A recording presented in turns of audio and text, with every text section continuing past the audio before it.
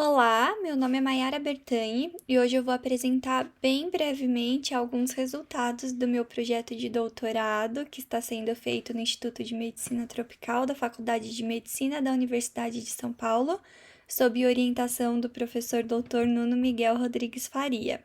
O título do meu projeto é Vigilância Metagenômica Viral aplicada à fauna silvestre de interesse zoonótico. Eu preparei essa visualização só para ficar menos abstrata, né, essa conversa.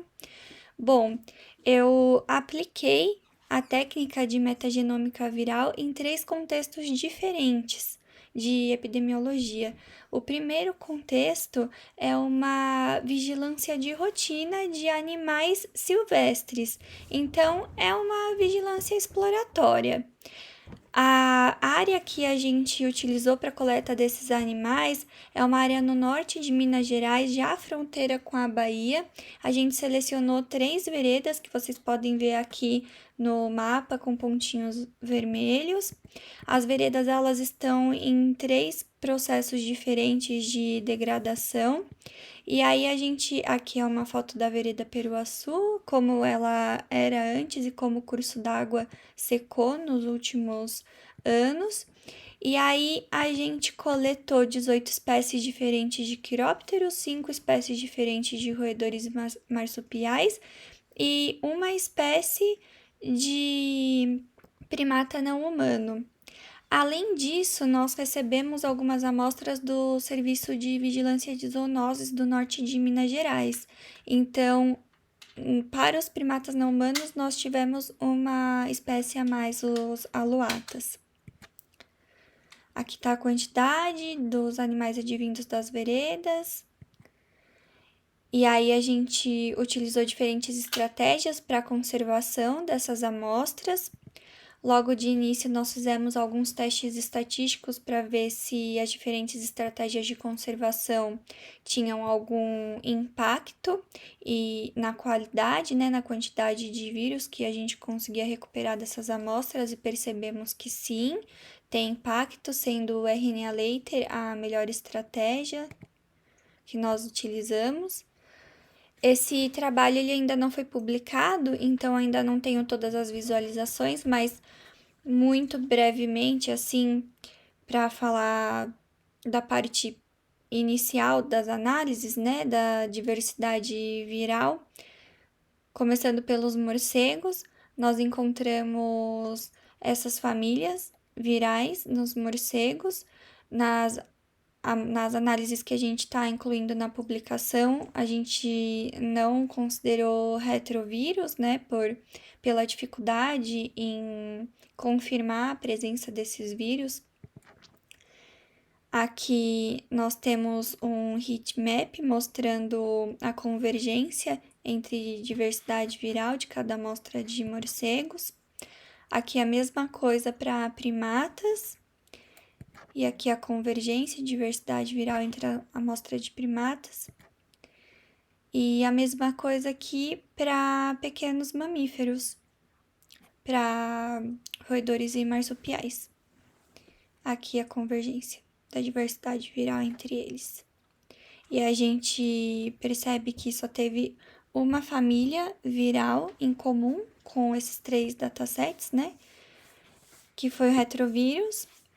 E o que vai sair na nossa publicação com relação a esse trabalho aqui, de mais interessante, é a presença de hepacivírus em 2 roedores e a presença do vírus da sinomose canina em 2 primatas.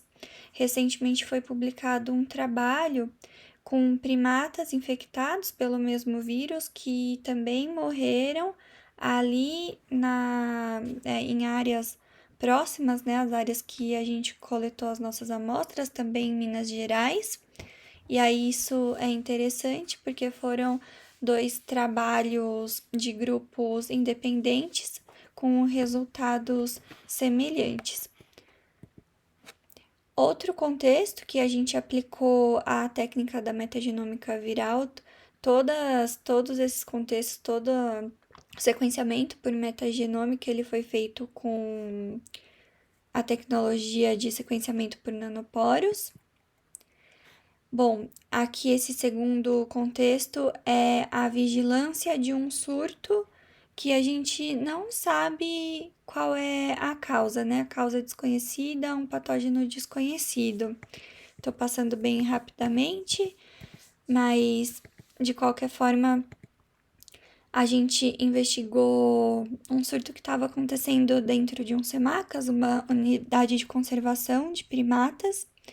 Em dezembro de 2022, muitos animais vieram a óbito e, através das nossas análises, em conjunto com outros laboratórios do Sistema de Vigilância de São Paulo, a causa foi descoberta, que era Toxoplasma gondii.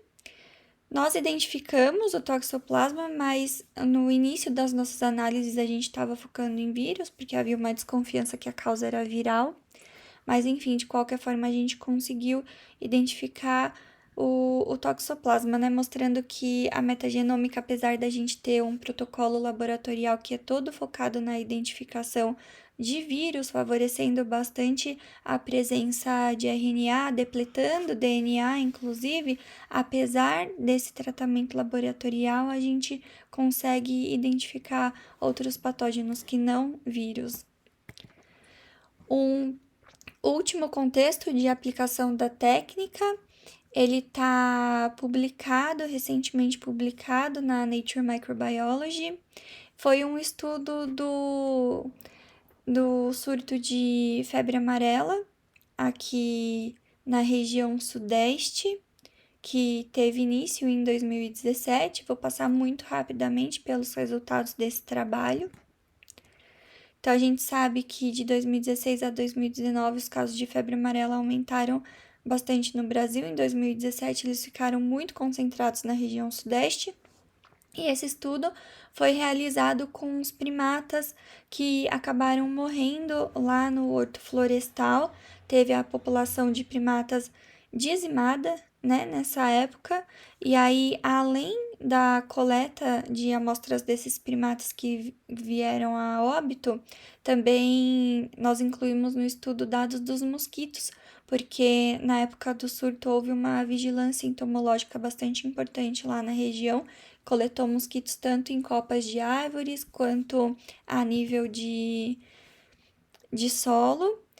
E entre os resultados que nós tivemos, um dos que eu acho mais interessantes de citar aqui agora é a relação entre o tempo de morte do animal e a quantidade de material genético viral que a gente conseguiu recuperar durante o nosso processamento laboratorial, porque antes acreditava-se que a partir de 2, 3 dias de decomposição já não era mais possível conseguir recuperar tanto material genético, né, do vírus para estudo. E o nosso trabalho mostra que não, na verdade, o protocolo que a gente usou, ele conseguiu recuperar bastante informação mesmo em carcaças que já estavam há mais de 3 dias. Nós encontramos, aplicando a metagenômica viral, nós conseguimos encontrar uma coinfecção de febre amarela e hepatite A em um dos primatas. Nós recuperamos muitos genomas completos dos vírus em mais de 90 animais, e nós conseguimos também fazer o sequenciamento de áreas do genoma, tanto dos primatas quanto dos mosquitos, que permitiram a confirmação das espécies. Nós, através desse estudo, através da filogenia, né, das sequências genéticas, conseguimos entender esse surto como tendo várias introduções virais, mas que uma delas foi mais importante, foi a que prevaleceu durante o surto todo. Um resultado bastante importante é que, através da modelagem matemática, nós conseguimos determinar mais ou menos quanto um macaco infectado representava ali para a dispersão desse surto. Então, em média, cada macaco infectado, ele transmitiu o vírus para 8,2 macacos suscetíveis, que é uma transmissão muito alta. Isso significa que, tendo um macaco infectado, os vetores ali presentes, eles picam esse macaco infectado e conseguem passar essa infecção adiante para mais ou menos outros 8 animais, né? Então, a característica de um surto que se espalha muito rápido.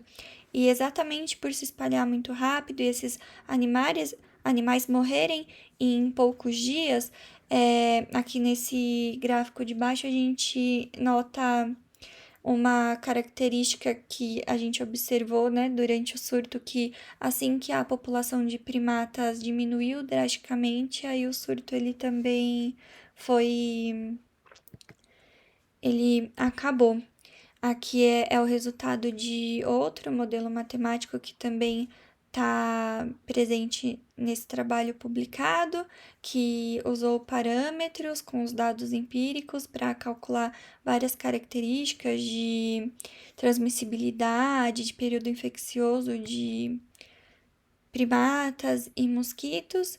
E aí a mensagem final desse trabalho é que é bastante importante a vigilância integrada, né, tanto genômica quanto vigilância entomológica, vigilância de primatas, um trabalho que está bem dentro do escopo de saúde única. E para fechar, algumas atividades que eu participei durante o doutorado que não vão ser incluídas exatamente na minha tese, mas que foram de bastante importância para o meu crescimento técnico e para todo o conhecimento que eu desenvolvi ao longo desses anos. A primeira delas foi publicada em 2024, que foi a participação em um estudo que buscou desenvolver um protocolo para sequenciamento genético do mosquito, do sangue dentro do abdômen do mosquito, né, para identificação do hábito alimentar dessa espécie de mosquito e também da presença de vírus nesse mosquito ou nesse sangue do qual ele se alimentou. E um projeto bastante grande foi o de sequenciamento de mais de 8.000 amostras, mais de 8.000 pacientes positivos para SARS-CoV-2 durante a pandemia. E durante esse projeto da Covid-19, nós tivemos a oportunidade de fazer alguns treinamentos, entre eles a minha primeira experiência com o pipetador automático, com desenvolvimento de scripts para o uso desse robô. E acho que, em resumo, é isso. Muito obrigada pela oportunidade. Um abraço a todos.